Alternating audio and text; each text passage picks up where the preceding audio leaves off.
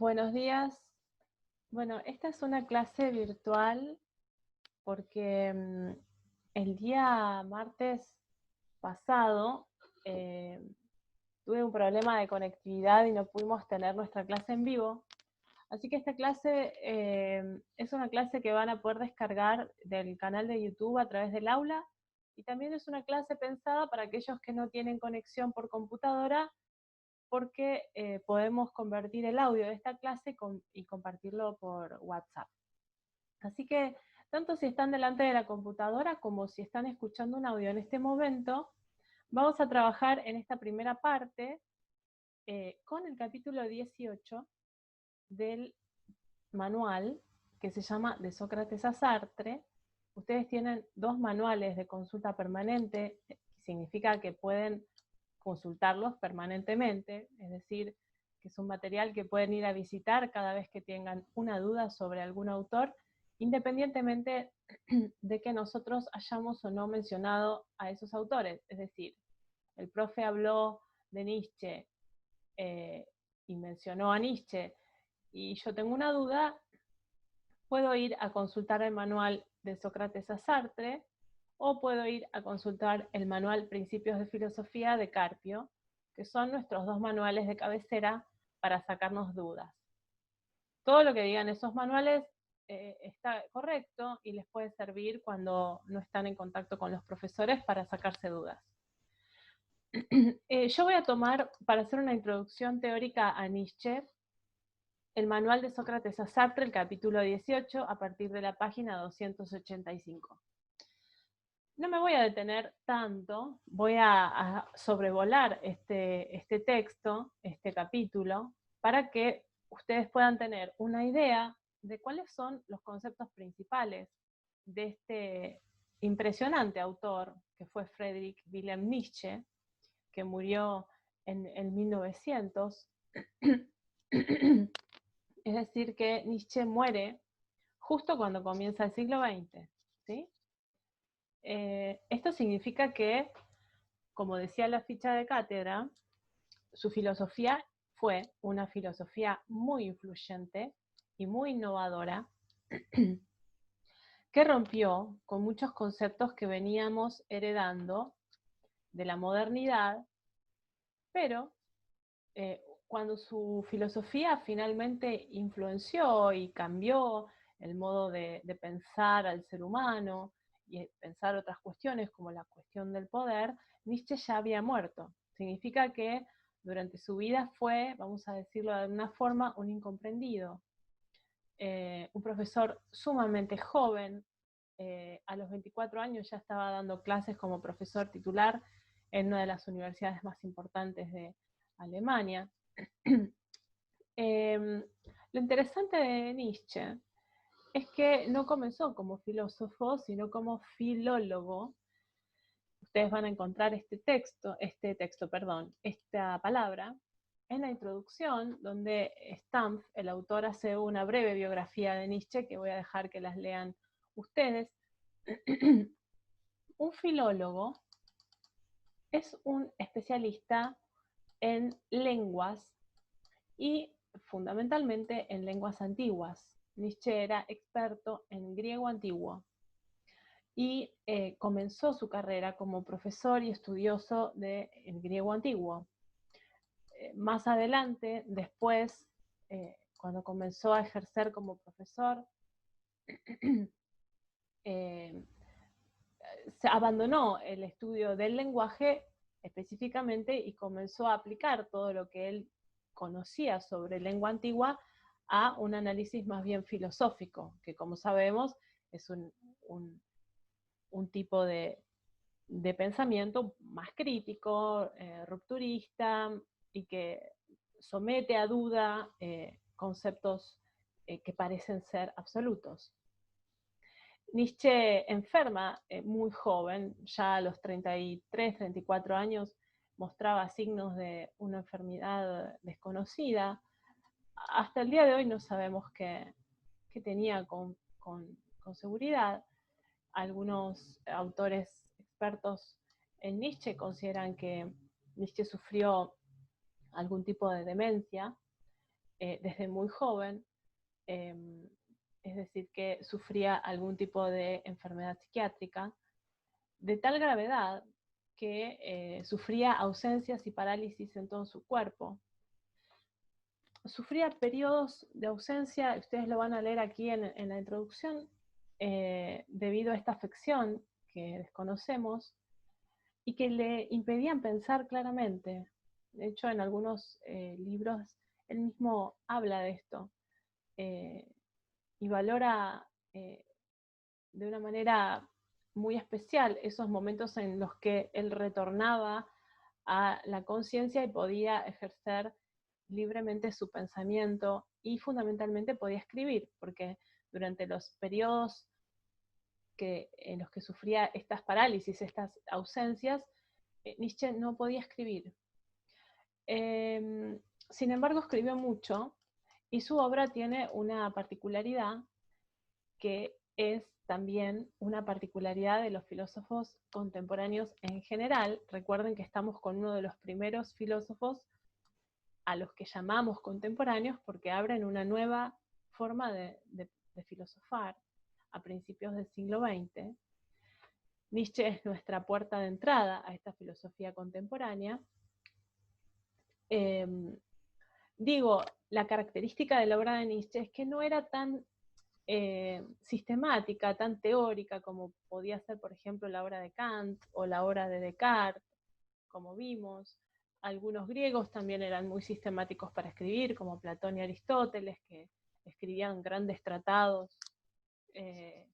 Nietzsche era más bien asistemático, escribía aforismos, era poeta, era músico también, y disfrutaba muchísimo, especialmente de un autor, de un compositor, de quien fue amigo y admirador profundo, que fue Wagner. Si pueden buscar, los que pueden en Google, alguna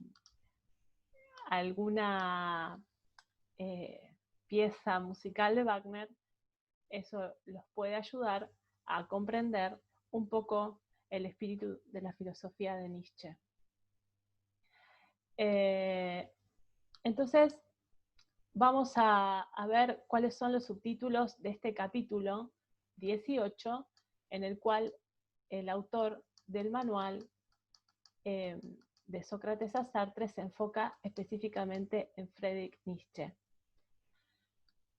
El primer subtítulo dice: Dios ha muerto. Dios ha muerto es una frase emblemática de Nietzsche, que en su momento tuvo un impacto impresionante. Yo les voy a ir marcando acá con amarillo como para que los que estén viendo el video puedan ver a qué me refiero. Dios ha muerto es una frase de Nietzsche que tiene un significado metafórico, es decir, no es literal. Tiene, como Platón usaba metáforas para expresar su pensamiento y alegorías, Nietzsche también.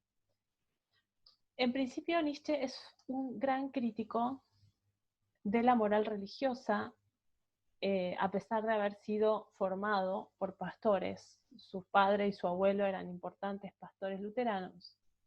Él se opuso a esa tradición y también era crítico de la moral religiosa del cristianismo. Dios ha muerto es una frase que pronuncia Nietzsche en el contexto de su crítica a la moral cristiana y a todo lo que la figura de Dios como autoridad moral representa. El cristianismo alemán especialmente era blanco de una crítica feroz por parte de Nietzsche por varios motivos, y yo voy a hacer un punteo de estos motivos como para que ustedes puedan ir encontrando estos aspectos de la crítica de Nietzsche mientras van leyendo el capítulo 18. En primer lugar, Nietzsche consideraba que había una profunda deshonestidad en la moral cristiana, una moral basada en la culpa, en la figura de la culpa y el perdón, y que giraba en torno, por supuesto, al pecado, es decir, aquel que tiene culpa dentro de la moral cristiana es aquel que cometió un pecado, y aquel que pide perdón a Dios es porque ha pecado. Y generalmente los pecados estaban y siguen estando, porque esa moral sigue existiendo y esa doctrina y ese dogma sigue existiendo, y de hecho hay muchas personas que creen y que tienen fe y que llevan su vida según esta moral, y esto está muy bien, según la elección de cada uno, que es libre. Sin embargo, Nietzsche era un profundo crítico de este tipo de moral, porque consideraba que ponía al cuerpo y a los instintos básicos del ser humano en un lugar muy pequeño, es decir, confinaban al cuerpo a sus impulsos vitales, pero además, fundamentalmente, confinaban a la libre expresión de esos instintos que nos constituyen como seres humanos a un lugar muy pequeño. La moral cristiana castiga la libre expresión de lo que Nietzsche consideraba que eran instintos básicos, fundamentales en el ser humano. Ahora vamos a ver cómo los llamó. Y dentro de esta moral, el cuerpo ocupaba un lugar, digamos, inconveniente, porque de alguna manera era el cuerpo y la manifestación, la expresión del deseo, del arte, de la pasión, el que caía en pecado. Entonces, en algún momento Nietzsche llamó también a esta moral cristiana, que luego se extiende por toda Europa y que, digamos, tiene una influencia no solamente dentro de las iglesias, sino en la sociedad en general, en la cultura europea, occidental. Esta moral tenía tal peso en la cultura europea occidental, según Nietzsche, que se convirtió en una moral o en un proceder, digamos, que Nietzsche llegó a llamar empequeñecedor del cuerpo.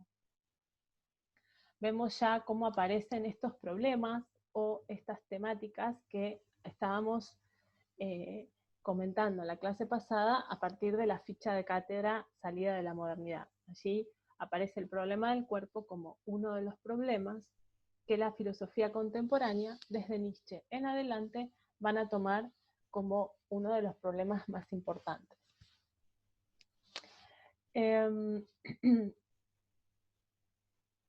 Entonces, tenemos aquí este primer apartado que se llama Dios ha muerto, que tiene otro aspecto muy importante. ¿Cuál es este aspecto?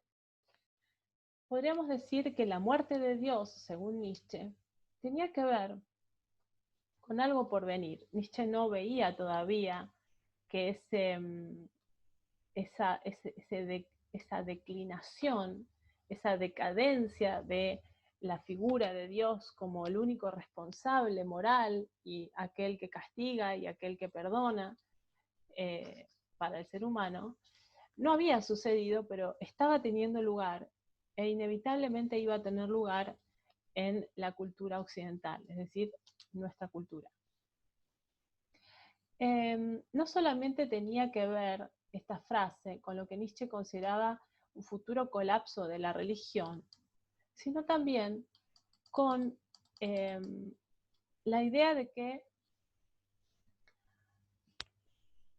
el hombre, el ser humano, a partir del siglo XX, piensen que Nietzsche está hablando en el siglo XIX todavía, Nietzsche estaba vaticinando que el hombre nuevo, el hombre contemporáneo, no iba a ser un hombre religioso por excelencia, sino que iba a basar sus valores en otros fundamentos.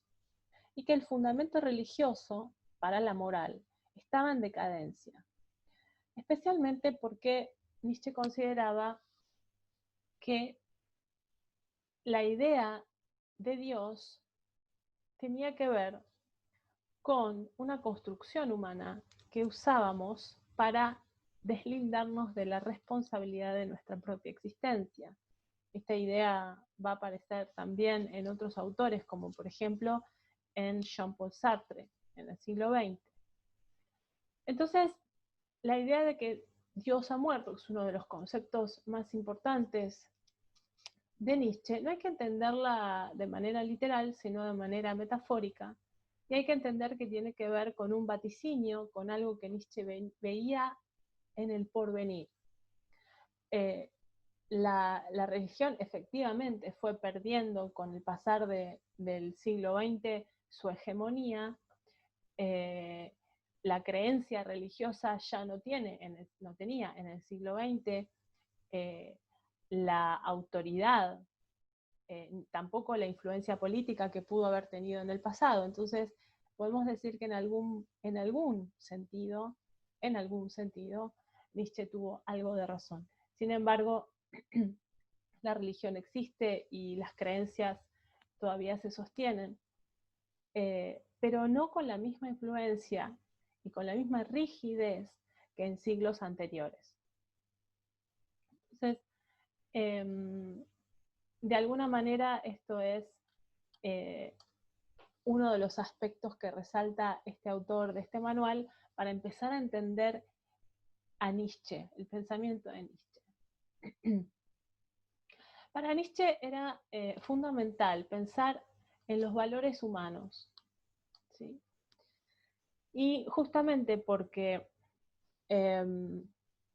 los valores humanos, los valores morales, es decir, aquello que los seres humanos consideramos bueno o malo, estaban desde siglos anteriores basado en fundamentos religiosos, Nietzsche consideraba que de allí en adelante, es decir, que el hombre del futuro debía pensar nuevos fundamentos para determinar o para considerar qué es bueno y qué es malo. Es decir, Nietzsche consideraba que había que subvertir. Subvertir significa algo así como dar vuelta la moral establecida, la moral europea occidental. Esa moral europea occidental era, según Nietzsche, heredera de la tradición griega también. Y como se imaginarán, el hombre racional, el animal racional, formaba parte de esta configuración cultural que Nietzsche empieza a criticar.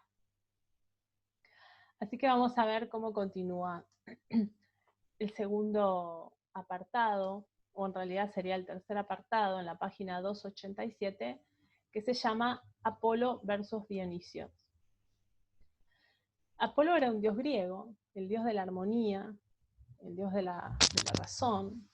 En algunas representaciones aparecía con una lira, con un instrumento parecido a un violín, o con una pequeña arpa, tocando alguna melodía tal vez. En cambio, Dionisio era mitad hombre, mitad animal, era un dios un poco más salvaje, y representaba, vamos a decirlo brevemente, los bajos instintos del ser humano. Los griegos veneraban tanto a Apolo como a Dionisio, porque reconocían que los seres humanos tenemos algo de Apolo y algo de Dionisio. Algo de Apolo porque somos, como ya sabemos, racionales, buscamos la armonía, buscamos la paz, buscamos la belleza, valoramos positivamente la razón, etc. La claridad, la verdad, son todos valores apolíneos, es decir, que corresponden a la figura mítica de Apolo.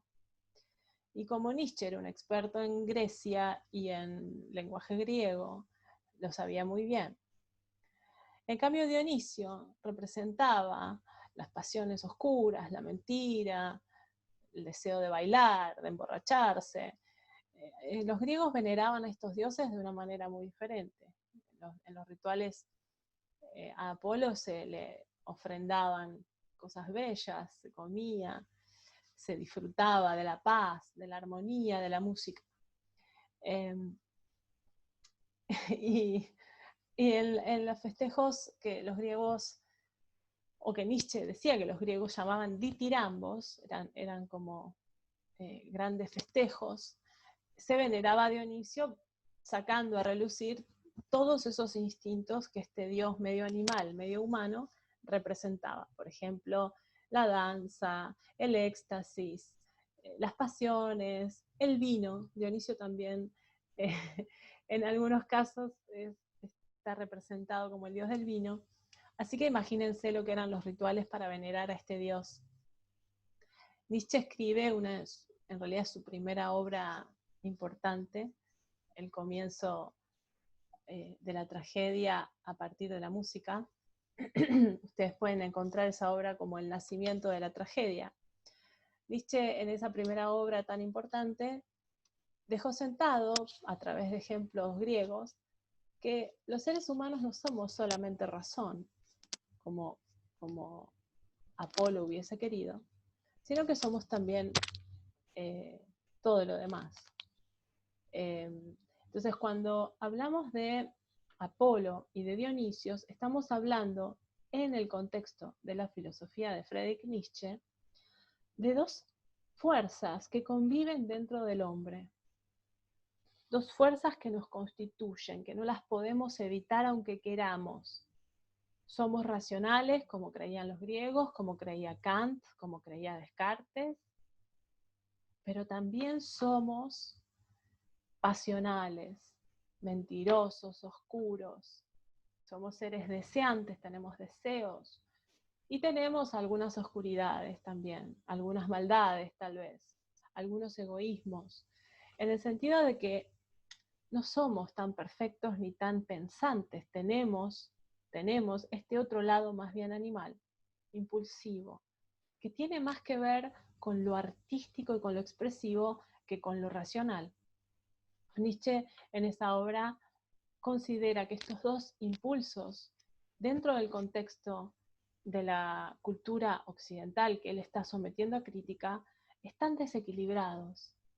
Es decir, la cultura occidental ha privilegiado todo lo que tiene que ver con lo apolíneo, valores apolíneos o aptitudes, habilidades apolíneas como la razón, la armonía, el pensamiento, el conocimiento, la verdad, lo ha privilegiado por sobre todos estos otros aspectos que también nos constituyen y que no podemos seguir negando, diría Nietzsche. Entonces, cuando ustedes lean este apartado, entiendan esto. Apolo y Dionisio están en nosotros. Cuando Nietzsche habla de Apolo y habla de Dionisio, habla de dioses que simbolizan algo que está en realidad en nuestra naturaleza humana. Dionisio básicamente es el impulso vital, lo que nos mantiene vivos, lo que nos impulsa a continuar existiendo. Y eso era justamente lo que Nietzsche quería revalorizar para poder equilibrar estas dos fuerzas humanas que estaban tan desequilibradas debido a toda esta tradición socrática que llevaba tantos siglos priorizando al animal racional por sobre todos los demás aspectos. Fíjense cuán fuerte es esta crítica y cómo Nietzsche empieza a romper conceptos filosóficos que venían desde hacía muchos siglos, ¿sí? No estamos hablando de que Nietzsche critica algo que escribió algún colega, si bien también podría suceder que un filósofo dialogue con sus colegas. No, Nietzsche está yendo hacia atrás, está analizando la filosofía griega, está analizando la filosofía moderna y está criticando esos patrones que se repiten desde Sócrates hasta el momento en el que él escribe. Así que vamos a decir que Nietzsche fue un gran analista de la historia de la filosofía y que a pesar de que se lo suele considerar el filósofo loco, el filósofo raro, cuando uno lee a Nietzsche con detenimiento, encuentra un profundo conocimiento de las teorías filosóficas más importantes de Occidente, desde Grecia hasta el siglo XIX. Entonces, para Nietzsche hay un compositor en particular que representa este aspecto dionisíaco, vital, que viene siendo negado a través de los siglos y que había que revalorizar para volver a ser humanos, podríamos decir, de alguna manera. Ese autor o ese compositor que Nietzsche considera representa este aspecto negado de nuestra humanidad es Wagner. Por eso vuelvo a pedirles que si pueden buscar algún audio de Wagner, W-A-G-N-E-R, Wagner, en internet y escuchar ese audio, van a poder entender un poco de qué estaba hablando Nietzsche. Porque era, vamos a decir, escribía piezas de una contundencia y una fuerza que cuando uno las escucha prácticamente quiere saltar de la silla y salir corriendo. Es como una especie de vitalidad hecha música. Es un poco agresiva también, es un poco impactante la música de Wagner, pero bueno, es un buen ejercicio para pensar con Nietzsche. Después vamos a ver si les ponemos algún audio en el aula para que ustedes puedan escuchar. Entonces, retomando un poquito lo que decíamos antes, y para comprender un poco mejor por qué Nietzsche criticaba la moral cristiana, vamos a decir, en esta última frase de la página 288, que para Nietzsche el arte, la música, la libre expresión artística, especialmente a través de la música, representaba todo lo contrario a lo que la fe religiosa valoraba, la fe religiosa cristiana, ¿no? Todo aquello que la moral religiosa cristiana niega, la música de Wagner lo resalta, lo exalta. Y es eso lo que Nietzsche en la primera etapa de su obra filosófica quiere mostrar, que somos algo más que seres racionales, apolíneos y armónicos, que somos vida, que somos instinto, que somos deseo, somos pasión, creatividad y somos arte también. Así como la razón se expresa a través del conocimiento científico, a través del lenguaje, la parte dionisíaca que tenemos adentro se expresa a través de la creatividad y el arte.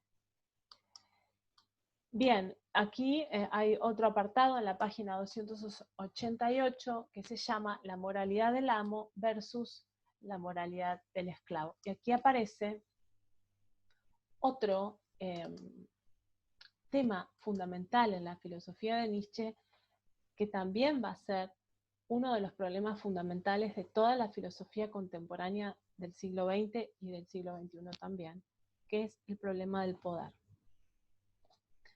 Nietzsche llama a esto que nos constituye, a esta fuerza que nos hace ser lo que somos, que por supuesto ya no es la razón para Nietzsche. A estas alturas se estarán imaginando que para Nietzsche la razón no nos define en lo más mínimo, sino que lo que nos define o lo que nos hace ser lo que somos en realidad es algo que Nietzsche llamó voluntad de poder. Y tiene que ver con esto justamente que estábamos charlando antes, con este aspecto dionisíaco, esta fuerza vital que somos. Antes de ser racionales, somos poder, somos voluntad de poder. Aquí se nota la influencia de la biología y del evolucionismo en Nietzsche, porque hay una influencia de las teorías que estaban empezando a considerar que las especies que perviven o que sobreviven durante el curso de la evolución son las especies, vamos a decir, más fuertes, o dentro de una especie los individuos más fuertes son los que prevalecen. Algo de esto hay en la filosofía de Nietzsche. Aquí aparece la idea de vida con un alto contenido biológico, no es un concepto meramente abstracto ni metafórico, simplemente es un concepto que tiene un fundamento biológico muy importante. Somos un ser vivo, ¿sí? Y como seres vivos tenemos esta fuerza que nos hace permanecer vivos. Esto es fundamental en Nietzsche. Pero además tenemos una voluntad de prevalecer. Y como somos gregarios, es decir, el hombre no puede vivir en soledad, aislado, sino que tendemos a agruparnos. Esto ya lo sabían los griegos, lo deben haber estudiado en el secundario también. Esta voluntad de poder, esta vida que somos, fuerza, impulso de prevalecer, siempre termina de una u otra manera queriéndose imponer sobre otras vidas. Entonces, de alguna forma, la cuestión del poder o la voluntad de poder tiene que ver con algo que nos constituye, algo que somos. No es algo que hacemos porque lo pensamos racionalmente, si bien sí es cierto que usamos la razón para imponernos, especialmente cuando usamos el lenguaje, lo vamos a ver después. Esto tiene que ver más bien con algo que tiene un fundamento más bien animal, ¿no? Somos una fuerza que prevalece, que sobrevive. La vida, decía Nietzsche, siempre es más que ella misma. Yo estoy vivo, pero para permanecer vivo tengo que estar más vivo, ¿no? Una fuerza que me lleva a mantenerme vivo. Y es de tal impulso que también me lleva a prevalecer sobre el otro. Es como si fuésemos fuerzas que están en continuo movimiento y que chocan en algún momento entre sí.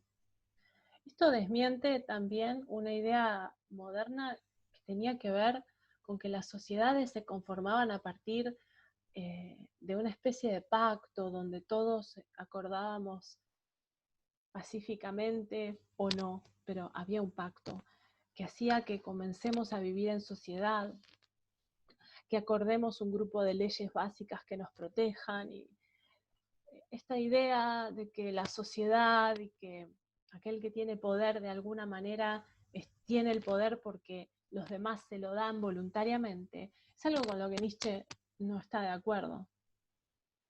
El juego de poder entre los seres humanos es, vamos a decir, un tanto azaroso, y existe de por medio una herramienta fundamental que nos permite prevalecer, incluso cuando un grupo humano prevalece sobre otro grupo, que es el lenguaje. Es el sentido que le damos a las cosas y a las palabras, los discursos que utilizamos.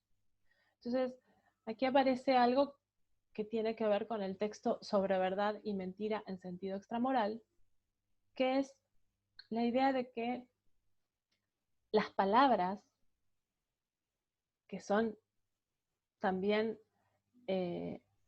fruto del uso de nuestra razón,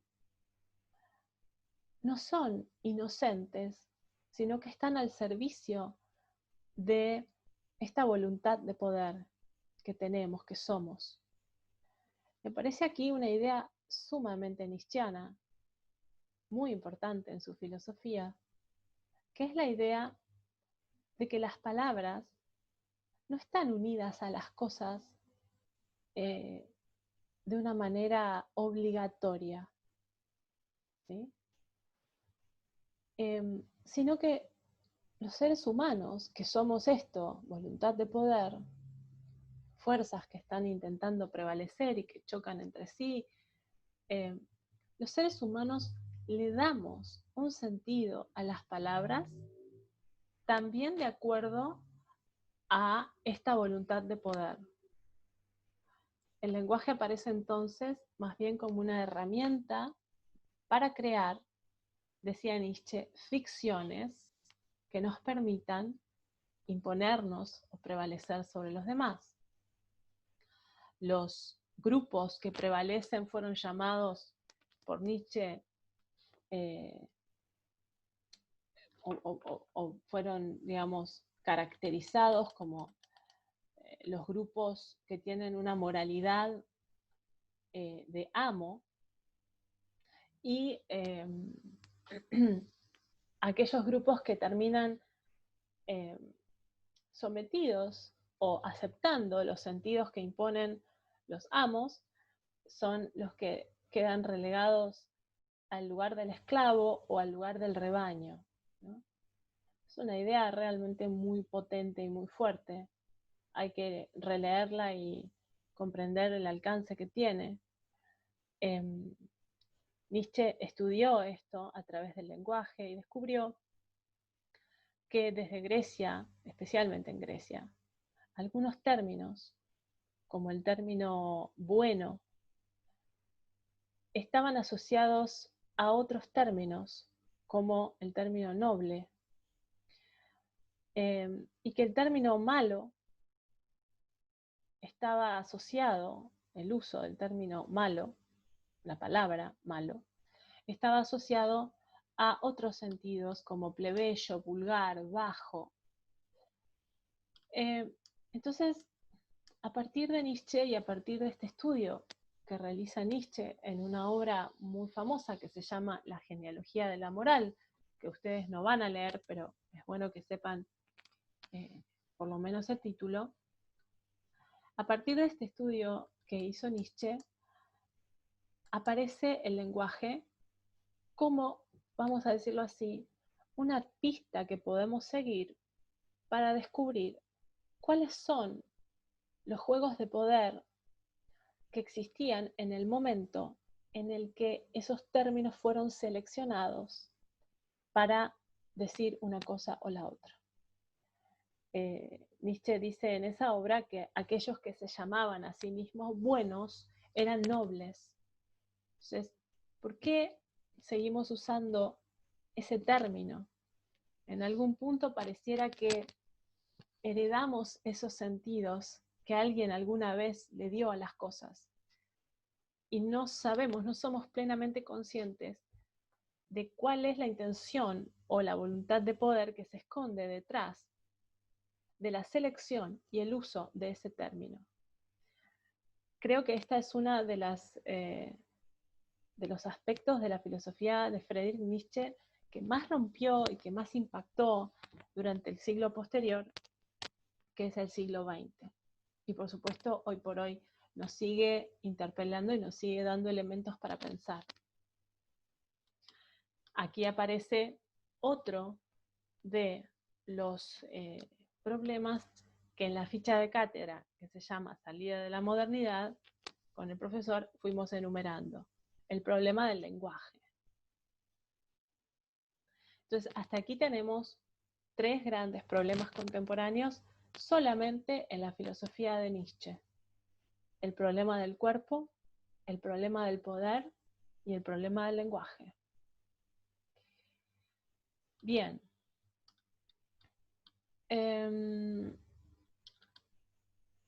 Ahora voy a pasar al apartado que está en la página 291. Se me fue el mouse, a ver, 291, que se llama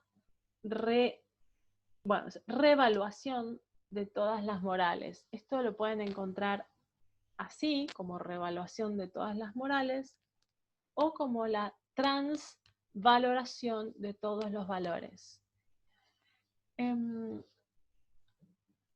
Con esto, o con esta idea, Nietzsche, en realidad esta idea resume un poco todo lo que venimos charlando desde que empezó el tutorial.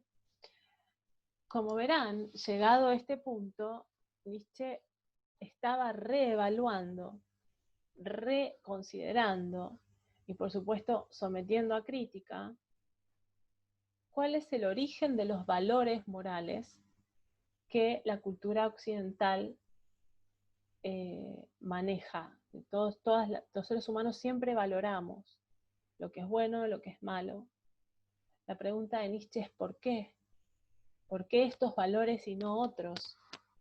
¿Por qué bueno y malo significan lo que significan en nuestra cultura? Este análisis es un análisis enorme que hizo Nietzsche. Implica ir hacia el pasado tomando como hilo conductor el sentido de las palabras, ¿sí? Y también decía Nietzsche al cuerpo, porque nunca hay palabra si no hay voluntad de poder. Y si hay voluntad de poder, entonces hay cuerpos que están intentando prevalecer, vidas que están expresándose. Porque recuerden que para Nietzsche no somos seres bondadosos y racionales, sino que somos más bien fuerzas vitales que están expresándose. Y a veces, como fuerzas vitales que nos expresamos, podemos ser muy agresivos y podemos ser también sumamente creativos e innovadores. Pero la agresividad, el poder, la fuerza de imponernos unos sobre otros, es algo que nos constituye.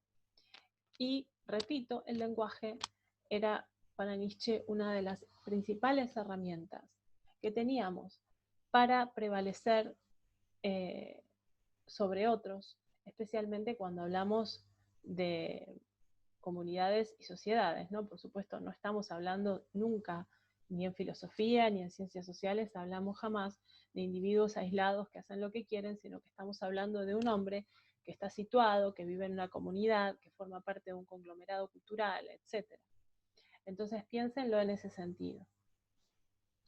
Este es un poco un resumen, muy, muy resumido. Imagínense que estamos empezando a estudiar a uno de los filósofos más importantes y más contundentes y que abrió muchísimas puertas para pensar lo que estamos pensando hoy. ¿Por qué las palabras significan lo que significan? ¿Por qué hay sectores que tienen más poder que otros? ¿Por qué en ciertos sectores las palabras tienen un sentido despectivo? ¿Por qué es tan difícil cambiar el sentido de las palabras? Que de repente, si leemos a Nietzsche, vamos a empezar a entender que las palabras no son solamente dibujitos en un papel, ni sonidos, no son inocentes, tienen una carga de poder, una carga de sentido impuesto que en la mayor parte de los casos tiene además el peso de los siglos, es decir, ese sentido se viene repitiendo y repitiendo durante siglos sin que nadie diga, che, ¿por qué estamos diciendo esto de esta manera? Entonces, lo que van a ver ustedes, especialmente en la primera parte del texto que se llama Sobre verdad y mentira en sentido extramoral, es esto justamente.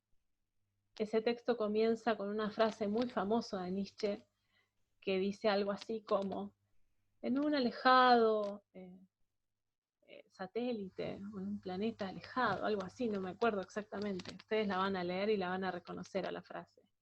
En un alejado planeta perdido en la galaxia, unos animales inteligentes inventaron algo llamado conocimiento. Con esa frase aparentemente inocente, Nietzsche está haciendo unas declaraciones explosivas. Está diciendo que no somos el centro del universo, que todo lo que llamamos conocimiento no es más que un invento. Esta es una sentencia fundamental. Y nos está poniendo en el lugar de animales. Entonces, en esa frase inocente, nunca hay que leer a los filósofos pensando que sus frases son inocentes, mucho menos a Nietzsche. En esa frase aparentemente inocente hay una carga crítica impresionante, una carga crítica a todo el edificio de la ciencia que se fue construyendo durante los siglos XVII y XVIII, con Descartes, con Kant, Newton y un montón más, hay una crítica al pensamiento cristiano en el sentido de que la filosofía cristiana siempre consideró que éramos el centro de la creación, que éramos el animal más digno de la creación divina. Y además nos está poniendo en un lugar que tiene que ver con corrernos de esta idea de que somos ante todo racionales. Para Nietzsche, ante todo somos vida, ante todo somos animales. La razón viene después, es una herramienta. Vamos a ver después con el otro texto que es muy útil y que nos ha servido para prevalecer, porque como animales somos sumamente débiles, no tenemos garra, no tenemos pelo, somos realmente muy débiles físicamente, jamás podríamos sobrevivir si no tuviésemos ideas para protegernos del frío, para cazar animales. Necesitamos crear herramientas y necesitamos tener ideas. Y bueno, la razón tiene su importancia. Lo que Nietzsche estaba pidiendo en sus obras era que no le demos solamente importancia a la razón y que reevaluemos toda nuestra tradición filosófica y moral para entender que somos mucho más que eso. Con esto los despido, hasta el próximo tutorial y nos vemos el viernes en la clase para las consultas.